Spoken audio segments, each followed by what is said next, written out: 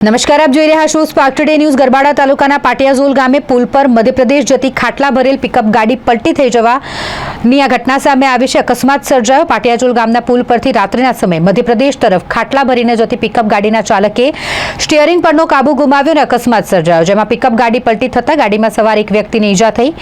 અકસ્માતની જાણ પોલીસને થતા પોલીસ ઘટના સ્થળે પહોંચી વધુ કાર્યવાહી હાથ ધરી છે।